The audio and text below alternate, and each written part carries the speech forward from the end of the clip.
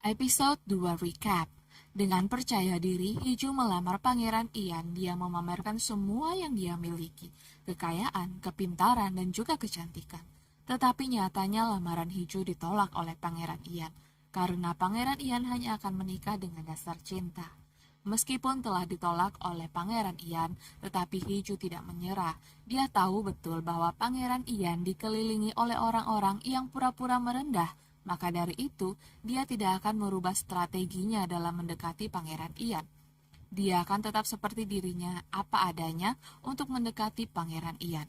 Hiju bahkan memerintahkan stafnya mencari tahu apa saja kegiatan Pangeran Ian saat cuti, dan Hiju pergi ke setiap tempat yang dikunjungi oleh Pangeran Ian.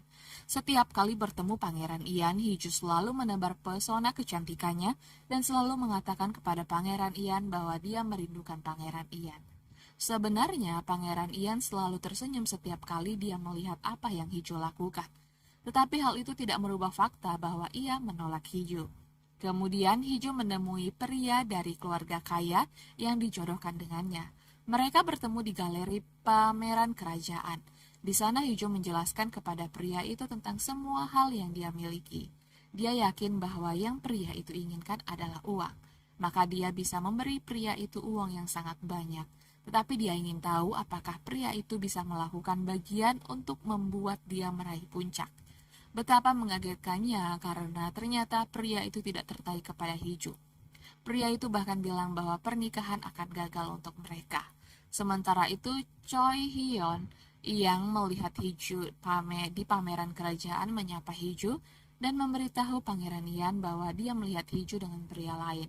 Choi Hyun menyampaikan kekagumannya karena setelah ditolak oleh Pangeran Ian, Hiju bisa langsung bertemu dengan pria lain. Choi Hyun bilang kalau sebenarnya dia sempat curiga bahwa Hiju adalah wanita yang diperintahkan oleh Yirang untuk mendekati Pangeran Ian. Tetapi ternyata tidak. Pangeran Ian pun bilang bahwa tidak ada alasan bagi Yirang bersekongkol dengan Hiju. Yirang dilahirkan dari seseorang yang telah melahirkan beberapa ratu, sementara Hiju hanyalah rakyat jelata.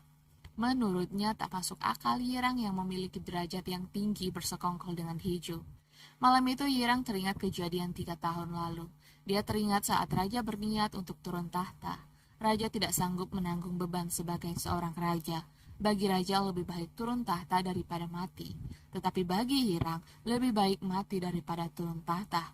Maka dari itu Yirang membakar kertas yang menyatakan raja berniat turun tahta. Yirang membiarkan kertas itu terbakar di lantai menyebabkan api melahap seluruh bangunan di mana raja berada. Kebakaran besar terjadi. Raja sempat diselamatkan tetapi nyawanya tidak tertolong. Malam itu Pangeran Ian melihat dengan mata kepalanya bagaimana raja meninggal dalam kebakaran dan hal itu menyebabkan sebuah trauma dalam dirinya. Dengan kata lain, orang yang membunuh raja adalah Yirang. Dan begitulah betapa kejamnya Yirang serta tamaknya dia akan tahta. Hingga kini, mimpi kebakaran yang menewaskan raja masih terus menghantui Pangeran Ian. Dia bahkan sering kesulitan tidur karena terus memimpikan kejadian itu. Kali ini Pangeran Ian merasakan sakit kepala luar biasa karena insomnia. Dia sulit tidur setelah memimpikan kejadian 3 tahun lalu. Seharusnya dia istirahat, tetapi Yeyun menghubungi Pangeran Ian, meminta Pangeran Ian menemani dia memberikan penghargaan untuk para pebisnis hebat di Korea. Salah satu pemenang dalam kategori pebisnis hebat adalah Hiju. Hiju menerima penghargaan dari Yeyun dan Pangeran Ian. Saat Hiju bertatapan dengan Pangeran Ian, tak lupa ia mengatakan kepada Pangeran Ian bahwa dia merindukan Pangeran Ian.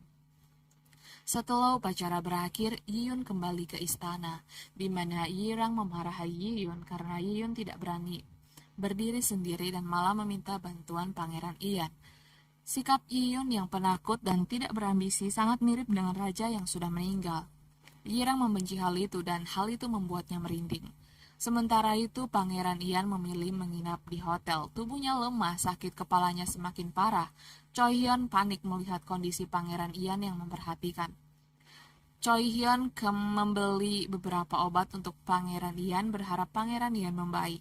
Secara kebetulan, Choi Hyun berpapasan dengan Hiju yang menginap di hotel yang sama. Hiju pun jadi tahu kondisi Pangeran Ian. Hiju memanggil seorang dokter untuk Pangeran Ian dan meminta dokter merahasiakan tentang Pangeran Ian yang sakit. Dia meminta agar dokter menganggap pasien yang dokter periksa bukanlah Pangeran Ian, melainkan dia, dan dokter menyetujuinya. Setelah Pangeran Ian tertidur, Choi Hyun menceritakan kepada Hee-ju alasan kenapa Pangeran Ian tidak mau dibawa ke rumah sakit kerajaan. Itu semua karena kerabat yang girang banyak di sana, dan Pangeran Ian tidak suka kehebohan, tak suka disorot. Di saat Choi Hyun dan Hee-ju sedang makan roti lapis, tiba-tiba Girang datang. Hee-ju bersembunyi, tapi Girang melihat tas tangan milik Hee-ju, dan Girang memergoki Pangeran Ian sedang bicara dengan Hee-ju. Keesokan harinya, Korea dihebohkan dengan berita tentang Hee-ju dan Pangeran Ian. Mereka digosipkan berkencan, dan bahkan digosipkan bahwa Hee-ju sedang hamil. Tentu saja berita ini disebarkan atas perintah Girang. Dia berniat menjatuhkan martabat dan image Pangeran Ian di mata publik. Sementara itu, Hee-ju bersikap santai atas berita yang beredar. Dia tertawa sembari mengatakan bahwa kali ini dia bisa melewati ini karena tahun lalu pun dia pernah mengalami hal serupa saat digosipkan berkencan dengan seorang idol. Tetapi Hye Jong menganggap keributan kali ini berbeda dari yang tahun lalu, di mana seorang idol hanya dicintai oleh penggemarnya saja, sedangkan Pangeran Ian dicintai oleh seluruh negeri. Tak lama kemudian, Pangeran Ian memanggil Hee-ju ke kediaman pribadinya. Dia meminta maaf pada Hee-ju karena Hee-ju jadi tersesat ke skandal pribadinya, dan dia berjanji akan mengabulkan apapun permintaan Hee-ju kepadanya. Hee-ju tidak mempermasalahkan keributan yang terjadi, tetapi dia bertanya ke Pangeran Ian apakah Pangeran Ian sungguh sanggup memberikan apa yang dia inginkan.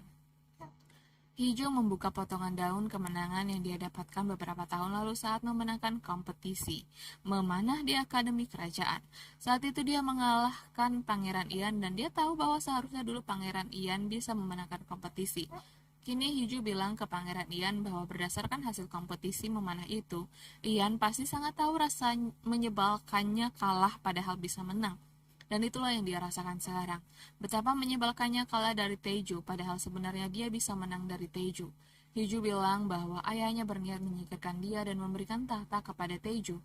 Bukan karena Taeju adalah anak laki-laki, bukan karena Taeju adalah putra kandung dari istri sah ayah mereka, dan bukan karena Taeju cerdas, tetapi karena Taeju menikahi wanita ningrat.